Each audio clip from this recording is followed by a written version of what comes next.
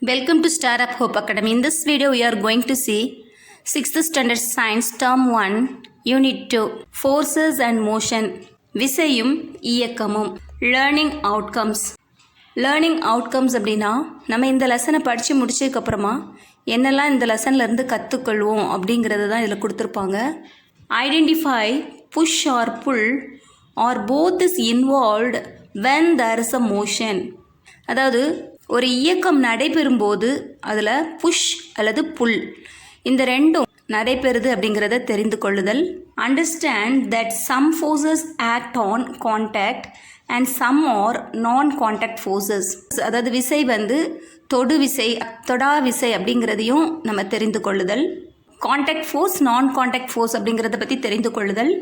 When a force is applied, it can make things move, change direction or change its shapes and size. அதாவது ஒரு விசை செலுத்தப்படும் போது பொருளோட இயக்கம், அது இயங்கக்கூடிய திசை, வடிவம், அளவு இதெல்லாம் மாறுது அப்படிங்கிறத அறிதல். Distinguish rest and motion and understand that they are relative. Rest அதாவது ஓய்வுங்கிறதும், மோஷன் அப்படின்னா இயக்கம், ஓய்வு மற்றும் இயக்கம் அப்படிங்கிறது ஒன்றோடொன்று சார்புடையது அப்படிங்கிறத அறிதல். Infer motion is caused by application of force. இயக்கமானது விசையினால் ஏற்படுது என்பதை அறிதல். Classify the different types of motion.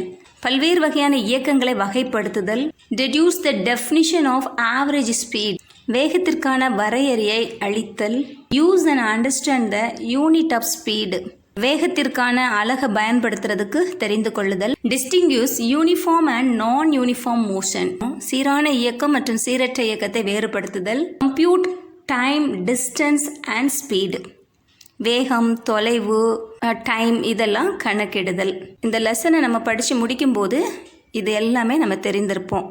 Introduction. We had studied in our earlier classes that push or pull results in some motion of the object. Push or pull, தள்ளுதல் அல்லது இழுத்தல், இந்த செயல்கள் பொருள்களை இயங்க வைக்கிறது அப்படிங்கிறத நம்ம இதுக்கு முன்னாடி உள்ள கிளாஸஸ், சின்ன கிளாஸஸில் படிச்சிருப்போம். When we open the door, kick a football, lift our school bag, all involve motion and there is some push or pull. நம்ம கதவை மூடும்போது, கால்பந்தை உதைக்கும் போது, புத்தகப்பையை தூக்கும் போது, இந்த வேலைகளை செய்யும் போதெல்லாம் இயக்கம் நடைபெறுது. தள்ளுதல் அல்லது இழுத்தல் அப்படிங்கிற செயல் நடைபெறுது. பாருங்க, டோரை திறக்கும் போது நம்ம இழுக்கிறோம், மூடும்போது உள்ள தள்ளுறோம். ஸோ ஒரு செயலை செய்யும்போது புஷ் ஆர் புல் அப்படிங்கிற செயல் நடைபெறுது. பாருங்க, பேகை தூக்கும்போது புல் பண்ணுறோம், ஒரு பாலை கிக் பண்ணும்போது புஷ் பண்ணுறோம். ஸோ இப்போ இந்த மாதிரி வேலைகளை செய்யும் போதெல்லாம் நமக்கு இந்த புஷ் ஆர் புல் தேவைப்படுது. மோஷன் அண்ட் ரெஸ்ட், ஓய்வும் இயக்கமும். What is rest, what is motion? ஓய்வு என்றால் என்ன, இயக்கம் என்றால் என்ன? Suppose there is a book on your table right in the middle. Is the book moving? You will say it's not moving. It is at rest. இப்போது ஒரு book நம்ம மேஜையோட நடுமத்தில் இருக்கிறதா நினச்சிப்போம். அந்த புக்கு ஒரே இடத்துல இருந்ததுன்னா நம்ம என்ன சொல்லுவோம்? அந்த புத்தகம் ரெஸ்ட்டில் இருக்குது அப்படின்னு சொல்லுவோம். அதாவது ஒரே இடத்துல ஓய்வாக இருக்குது அப்படின்னு சொல்லுவோம். If you push the book to one side of the table to clear space for keeping your notebook, then you will say the book is moving. இப்போ அந்த பிளேஸில் இருந்து இன்னொரு இடத்துக்கு அதை நகர்த்தி வைக்கும்போது என்ன சொல்லுவோம்? the book is moving. அந்த புத்தகம் இயக்க நிலையில் இருக்குது அப்படின்னு சொல்லுவோம். when the book was at the same place with respect to the table, you say the book was at rest. but when it was pushed from one place on the table to another place, you say it was moving. இந்த புத்தகமானது மேசையில் ஒரே இடத்துல இருந்தால் அது ஓய்வு நிலையில் இருக்கிறதாகவும், ஒரு இடத்துல இருந்து இன்னொரு இடத்துக்கு நகரும்போது அது இயக்க நிலையில் இருப்பதாகவும் கருதப்படுது. Activity 1. Can you identify whether it is push or pull that result in motion in the following cases? அது இங்கே நிறைய பிக்சர்ஸ் கொடுத்துருக்காங்க. இதில் புஷ் ஆர் புல் இந்த இயக்கம் நடைபெறுது. இதில் எதெல்லாம் புஷ், எதெல்லாம் புல் அப்படின்னு உங்களால் கூற முடியுமா அப்படின்னு கேட்டிருக்காங்க. ஃபர்ஸ்ட் பிக்சர் பாருங்கள். அந்த கேர்ள் கிணற்றுல இருந்து தண்ணியை இழுத்து எடுக்கிறா. ஸோ அப்போ இழுக்கிற விசை தான் நடைபெறுது. இழுத்தலுங்கிறதுக்கு நம்ம புல் is the right one. Next பிக்சரில் அந்த மேன் வந்து அந்த வண்டியை தள்ளிக்கிட்டு போகிறாரு. ஸோ தள்ளுறதுக்கு என்ன விஷயம் சொல்லுவோம் நம்ம? புஷ். செகண்ட் ஒனுக்கு புஷ் ஆன்சர். தேர்ட் ஒன், அந்த பாய் வந்து டயரை தட்டிக்கிட்டே பேலன்ஸ் பண்ணி தட்டி போய்கிட்டே இருக்கிறான். ஸோ இங்கே வந்து நம்ம தள்ளும்போது தான் அந்த வீல் வந்து சொல்லண்டு போய்கிட்டே இருக்கும். ஸோ தேர்ட் பிக்சரில் வந்து புஷ். செகண்ட் ரோவில் ஃபர்ஸ்ட் பிக்சர் இங்கே வந்து ஸ்விங் பண்ணுறாங்க இல்லையா? ஸ்விங் பண்ணுறது வந்து புஷ்ஷா புல்லா? இங்கேயும் புஷ் பண்ண தான் செய்வாங்க. ஸோ புஷ்ங்கிற விசை இங்கே செயல்படுத்தப்படுது. நெக்ஸ்ட்டு நமக்கு ஒரு மாட்டு வண்டி கொடுத்துருக்காங்க. இங்கே வந்து என்ன விசை செயல்படுது? மாடுகள் வந்து வண்டியை இழுத்துக்கிட்டு போகுது. ஸோ புல். இங்கே வந்து புல் அப்படிங்கிற இயக்கம் நடைபெறுது. நெக்ஸ்ட்டு ஆணி அடிக்கிறதுக்கு நம்ம வந்து என்ன விசை? புஷ்ங்கிற விசை இங்கே செயல்படுத்தப்படுது. ஓகேவா? When there is a change of position of an object with respect to time, then it is called motion. If it remains stationary, it is called rest. அதாவது காலத்தை பொறுத்து ஒரு பொருளோட நிலை மாறும். இப்படி மாறிச்சுன்னா அது இயக்கம் அப்படின்னு அழைக்கப்படுது. அந்த பொருள் ஒரே இடத்துல இருந்துச்சுன்னா அதுக்கு ஓய்வு நிலை அப்படின்னு அழைக்கப்படுது. இஸ் மோகன் இன் மோஷன்? மோகன் இயக்கத்தில் உள்ளானா? Observe the following picture and say whether Mohan is in motion or at rest. கீழே உள்ள படத்தை அப்சர்வ் பண்ணி மோகன் இயக்கத்தில் உள்ளானா அல்லது ஓய்வு நிலையில் இருக்கானா அப்படின்னு நம்ம கூறணும். என்ன பிக்சர் பாருங்க. ஒரு பேருந்து, ஒருத்தர் வந்து வண்டியில் ஏற போகிறாரு. இன்னும் கொஞ்சம் பேர் பேசிகிட்டு இருக்காங்க. Anita and Babu are standing under a tree at the bus stand waiting for a bus to Madurai. அனிதாவும் பாபுவும் ஒரு பேருந்து நிலையத்தில் உள்ள மரத்தடியில் மதுரைக்கு செல்கிற பேருந்துக்காக காத்திருக்காங்க. இவங்க 2 பேரும் தான் Anita and Babu. And 2 more of their friends, Rekha and மோகன், get into a bus to go to Tanjore. The bus starts. இன்னும் இதில் 2 பேர், ரேகா கீழே நிற்கிறா, மோகன் உள்ளே ஏறிட்டு இருக்கிறாரு. தஞ்சாவூருக்கு போகிறதுக்காக உள்ள பஸ்ஸில் ஏறுறாங்க. அந்த பஸ் வந்து ஸ்டார்ட் ஆகுது. நெக்ஸ்ட் பாருங்க. ஹே Babu, would you say that மோகன் is in motion? Yes, of course. ஏன்னா அங்கே பஸ்ஸு மூவ் ஆகுது, அவங்க ஏறிட்டு இருக்காங்க. ஸோ மோகன் வந்து ஒரு மோஷனில் தான் இருக்கிறாரு. How can you say that? I can see he is just sitting in the bus. நீ எப்படி சொல்கிற? அவன் இப்போ தான் பஸ்ஸில் ஏறி உள்ளே உட்காந்துருக்கதை நான் பார்த்துக்கிட்டு இருக்கிறேன் அப்படின்னு சொல்கிறான். Yes, but the bus is moving, isn't it? ஆமாம், ஆனால் பேருந்து இயக்கத்தில் இருக்குது இல்லையா அப்படின்னு பாபு சொல்கிறான். So what? அதனால் என்ன அப்படின்னு அனிதா சொல்கிறா. You never believe me, ask Rekha. நீ என்னை நம்பலல்ல, ரேகா கிட்ட கேட்டுப்பாரு அப்படின்னு பாபு சொல்கிறான். ரேகா, டூ யூ திங்க் மோகன் இஸ் மூவிங்? அனிதா ரேகா பார்த்துக்கு சொல்கிறா. மோகன் இயக்கத்தில் இருக்கிறதா நினைக்கிறியா அப்படின்னு கேட்குறா. அதுக்கு ரேகாவோட பதில் என்ன பாருங்க. நோ, மோகன் is not. He is just sitting in one place. Rekha என்ன சொல்கிறா? இல்லை, மோகன் வந்து ஜஸ்ட் உட்காந்துருக்குறான் அப்படின்னு சொல்கிறான். Anita tells this to Babu. Anita வந்து இதை பாபு கிட்ட சொல்கிறான். He snatch the phone from her and says irritability to Rekha. Babu வந்து அனிதா கையில் இருந்த ஃபோனை கோபமாக பிடுங்கிட்டு ரேகா கிட்ட கோபமாக கூறுறான். என்ன சொல்கிறான் அப்படின்னா, can't you see that the bus has moved away from the trees. நீ பேருந்து நகர்ந்துக்கிட்டு இருக்கிறத பார்க்குறா இல்லையா? இந்த பஸ்ஸு அந்த மரத்தை விட்டு தள்ளி போகிறது உனக்கு தெரியலையா? மோகன் is in the bus, hence மோகன் moving along with the bus. மோகன் வந்து பஸ்ஸுக்குள்ளே தான் இருக்கிறான், ஆனால் அவன் உட்கார்ந்து பயணம் செய்கிற பேருந்து இயக்கத்தில் இருக்குது அப்படின்னு சொல்கிறான். But I am also in the bus. To me it does not look as if மோகன் is moving. He is not moving towards me or away from me. ஆனால் நானும் தான் பஸ்ஸில் இருக்கேன். என்னை பொறுத்த வரைக்கும் அவன் வந்து ஒரே இடத்துல தான் இருக்கிறான், அதனால் அவன் ஓய்வு நிலையில் இருக்கிறான் அப்படின்னு சொல்கிறா. இப்போ மோகன் என்ன சொல்கிறான் பாருங்கள். Hi, am I moving or at rest? நான் வந்து இயக்கத்தில் இருக்கிறேனா அல்லது ஓய்வில் இருக்கிறேனா அப்படின்னு மோகன் கேட்குறான். Discuss who is correct. Is மோகன் ரியலி இன் மோஷன்? யார் சொல்கிறது கரெக்டு? உண்மையிலே மோகன் இயக்கத்தில் இருக்கிறானா ரெஸ்ட்டில் இருக்கிறானா அப்படின்னு டிஸ்கஸ் பண்ண சொல்லியிருக்காங்க. we can readily observe that both Rekha and Babu are correct. பாபுவும் ரேகா சொல்கிறதும் கரெக்டு தான். From the point of view of Babu, Mohan along with the bus in the motion. But for Rekha, who is sitting beside him, he is at one place, therefore stationary. So according to Babu, Mohan is in motion. Mohan is at rest from Rekha's observation. அதாவது பாபுவை பொறுத்த வரைக்கும் மோகன் வந்து பேருந்துக்குள்ளே இருக்கான். எனவே பேருந்தோடு சேர்ந்து அவனும் இயக்கத்தில் இருக்கிறான். ஆனால் அருகில் அமர்ந்திருக்கிற ரேகாவை பொறுத்த வரைக்கும் அவன் ஒரே இடத்துல இருப்பதால் ஓய்வு நிலையில் இருக்கிறதா ரேகா சொல்கிறா. ஆக பாபுவோட கண்ணோட்டத்தில் பார்க்கும்போது மோகன் இயக்க நிலையில் இருக்கிறது போலவும், ரேகாவோட கண்ணோட்டத்தில் பார்க்கும்போது ஓய்வு நிலையில் இருக்கிறதாகவும் உள்ளது. Can you think any other examples? வேறு ஏதாவது எக்ஸாம்பிள்ஸ் உங்களால் கூற முடியுமா? Please answer any by observing the situation in the picture. இந்த பிக்சரில் உள்ள சிச்சுவேஷனை அப்சர்வ் பண்ணி ஹனிக்கு நம்ம பதில் சொல்லணும். Event 1. The man in the boat is moving with respect to the bank of river. He is at rest with respect to the boat. அது event 1ல் இயங்குகிற படகுல உள்ள மனிதன் வந்து ஆற்றின் கரையை பொறுத்து இயக்க நிலையில் இருக்கிறான். படகை பொறுத்து அவன் ஓய்வு நிலையில் இருக்கிறான். Event 2. The girl on the swing is dash with respect to the seat of the swing. The girl on the swing is moving with respect to the seat of the swing. She is rest with respect to the garden. ஊஞ்சலில் ஆடிட்டு இருக்கிற அந்த girl ஊஞ்சலை பொறுத்து இயக்க நிலையில் இருக்கிறா.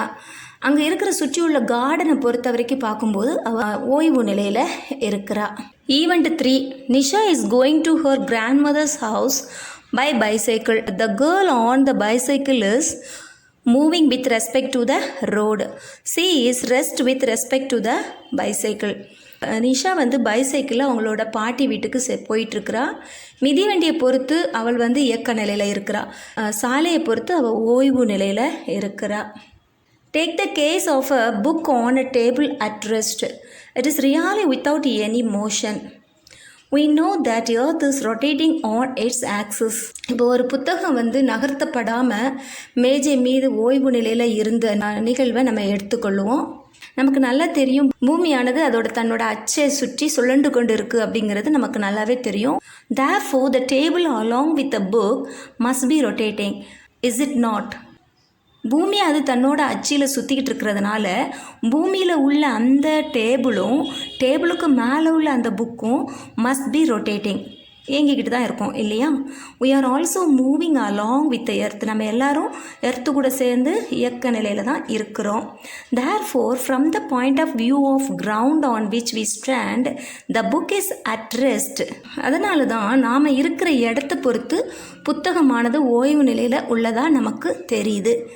Similarly, இதை போல தான் while traveling in a speeding bus, we feel that the poles and trees seem to move backwards and the things inside the bus are stationary. இதை போல தான் பேருந்தில் வந்து நம்ம பயணம் செய்யும்போது நமக்கு அருகில் உள்ள பொருட்கள் ஓய்வில் இருக்கிற மாதிரியும் வெளியில் உள்ள மரங்கள் மற்ற இந்த போஸ்ட் கம்பங்கள் இதெல்லாம் பின்னோக்கி நகர்வது போலவும் நம்ம உணர்கிறோம். இந்த புக்கு கேட்குது, am I in rest or in motion? நான் இயக்கத்தில் இருக்கிறேன்னா ரெஸ்ட்டில் இருக்கிறேனா அப்படின்ட்டு. An object may appear to be stationary for one observer and appear to be moving for another. ஒரு பொருள் வந்து ஒருத்தருக்கு ஓய்வு நிலையில் இருக்கிறது போலவும் மற்றவங்களுக்கு இயக்கத்தில் இருக்கிறது போலவும் தோன்றும். An object is at rest in relation to a certain set of objects and moving in relation to another set of objects.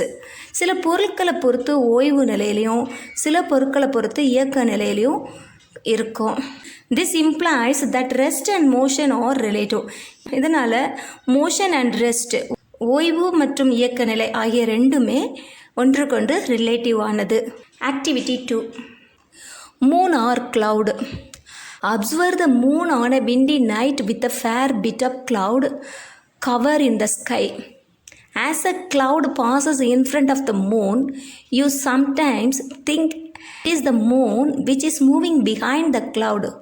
What would you think if you were to observe a tree at the same time. நல்லா காற்று வீசக்கூடிய ஒரு இரவு நேரத்தில் அந்த வானத்தில் உள்ள நிலவை நம்ம அப்சர்வ் பண்ணி பார்க்கணும். அப்படி பார்க்கும்போது அங்கே இருக்கிற அந்த மேகங்கள் வந்து அப்படியே கடந்து செல்வது போல் காணப்படும். இந்த நிலவும் வேகமாக நகர்வது போல் நமக்கு தோணும். அதே வேளையில் கீழே இருக்கிற மரங்களை உற்று பார்க்கும்போது நம்ம என்ன நினைப்போம்? மரங்கள் வந்து ரெஸ்ட்டில் இருக்குது அப்படின்னு தான் நினைப்போம் இல்லையா? Do you know, Aryabhatta, an ancient Indian astronomer, said that like the banks of the river appear to move back to a person in a boat floating gently in a river, the night sky studded with stars appear to move from east to west, while earth rotates from west to east. Learn more by asking others and reading up on your own. இந்தியாவில் உள்ள ஒரு ancient astronomer வந்து ஆரியபட்டா அப்படிங்கிறவர். அவர் வந்து ஒரு ஆற்றில் படகுல போயிட்டுருக்கும்போது ஆற்றோட கரையானது நமக்கு பின்புறம் எதிர் திசையில் செல்வது போல் தோணும் இல்லையா? அதை போல் வானத்தில் உள்ள நட்சத்திரங்களை நம்ம பார்க்கும்போது அவை கிழக்கிலிருந்து மேற்காக செல்வது போல் தோன்றும். இதை வச்சு தான் பூமியானது மேற்கிலிருந்து கிழக்காக சுற்றணும் அப்படின்னு ஆரியபட்டா அனுமானித்திருக்கிறார். ஹவு திங்ஸ் மூவ், பொருட்கள் எவ்வாறு இயங்குகிறது. When we kick a ball, it moves. When we push the book on the table, it moves. When a bullock pulls the cart, moves. Motion occurs when the object is pulled or pushed by an agency. நம்ம பந்தை உதைக்கும் போது அது நகர்ந்து போகுது. ஒரு புத்தகத்தை பிடிச்சி இழுக்கும்போது அது நகருது. ஒரு காளமாடு வண்டியை இழுக்கும்போது வண்டி நகருது. ஒரு பொருள் மீது செயல்படுத்தப்படுற புஷ் ஆர் புல் இந்த நிகழ்ச்சி காரணமாக தான் இயக்கம் ஏற்படுது. Why don't we try any inanimate agency? நம்ம ஏன் உயிரற்ற காரணிகளை வச்சு முயற்சி பண்ணக்கூடாது? In daily life we pulled out water from the well with bucket or the animal pulls a bullock cart. It is a person or animal that is an animate agency that does the pushing or pulling. நம்ம அன்றாட வாழ்க்கையில் கிணற்றிலிருந்து தண்ணியை இழுத்து மேலே எடுக்கிறோம். அதே போல் விலங்குகள் வந்து வண்டியை இழுக்குது. ஸோ இங்கே வந்து புஷ் ஆர் புல் இந்த நிகழ்ச்சி வந்து விலங்குகள் மூலமாகவோ அல்லது உயிருள்ள மனிதர்கள் மூலமாகவோ ஏற்படுது. Sometimes we see a tall grass in the meadow dancing in the wind. A piece of wood is moving down a stream.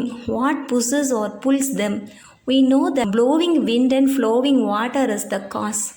Sometimes the push or pull can be due to the inanimate agency. சில நேரங்களில் உயரமான புற்கள் வந்து காட்டில் ஆடுறத பார்ப்போம்.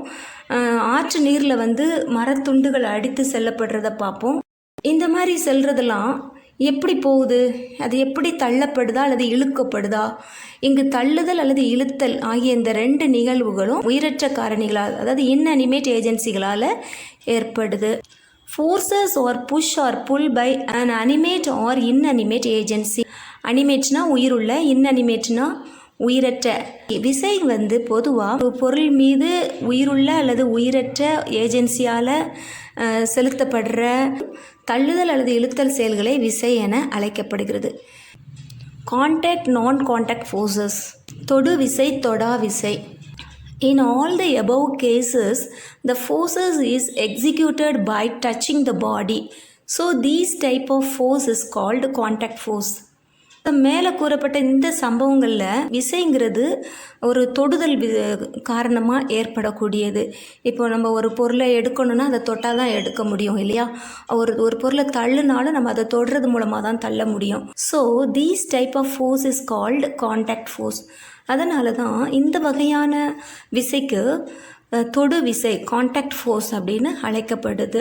மிஸ்டீரியஸ்லி ripen coconut falls to the ground. What pulls it to the ground? அதாவது முதிர்ந்த தேங்காய் வந்து மேலேருந்து கீழே விழுது. எது அதை பிடிச்சி கீழே இழுக்குது? எப்படி கீழே விழுது? we would have heard of the force of gravity of earth. பூமி வந்து தன்னை நோக்கி இழுக்கும் அப்படின்னு நமக்கு படிச்சிருப்போம், கேள்விப்பட்டிருப்போம். Gravity bulls the ripen coconut from the tree to the ground. புவி ஈர்ப்பு விசையானது தேங்காயை மேலேருந்து கீழே நோக்கி இழுக்குது. ஸோ இந்த மாதிரி விசைக்கு நான் கான்டாக்ட் ஃபோர்ஸ் அப்படின்னு பேர். இப்போ பாருங்கள், கோகனட் ட்ரீலேருந்து ஒரு ரைப் கோகனட் கீழே விழுது. Hey who is pulling me, யார் என்ன கீழே இழுக்கிறது அப்படின்னுட்டு அந்த ரைப் கோகனட் கேட்குது. Bring a magnet near the small iron nail, ஒரு சின்ன இரும்பு ஆணி பக்கத்தில் மேக்னெட்டை கொண்டு வர சொல்கிறாங்க. Suddenly the nail jump into the air and stick with the magnet. ஒரு மேக்னெட்டுக்கிட்ட ஒரு ஆணியை கொண்டு வந்தால் அது டக்குன்னு காற்றுல பறந்து போய் ஒட்டிக்கிற மாதிரி அந்த மேக்னெட்டில் ஒட்டிக்கும். Observe that the magnet and the nail did not touch each other. Still, there was a pulling force that made the nail to jump towards the magnet. நம்ம அதை அப்சர்வ் பண்ணி பார்க்கும்போது மேக்னெட்டு தனியாக தான் இருக்கும், நெயில் தனியாக தான் இருக்கும்.